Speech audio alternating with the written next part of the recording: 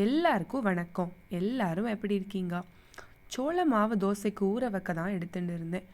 வெள்ளைச்சோளம் எல்லா இந்தியன் ஸ்டோர்லேயும் கிடைக்கும்.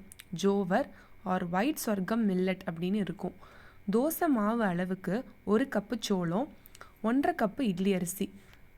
யூஸ்வலாக நான் 1.5 கப்பு இட்லி அரிசி தான் போடுவேன். இன்றைக்கி சிவப்பரிசி எடுத்திருக்கேன். சிவப்பரிசி 1.5 கப்பு சேர்த்துக்கலாம்.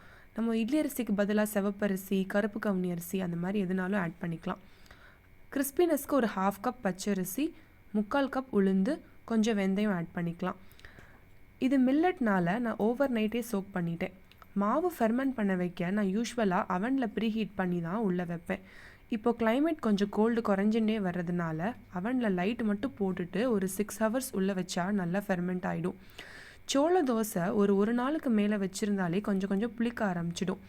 அந்த டைமில் நம்ம பணியாரம் மாதிரி பண்ணினா கிறிஸ்பியாக நல்லா டேஸ்ட்டாக இருக்கும்.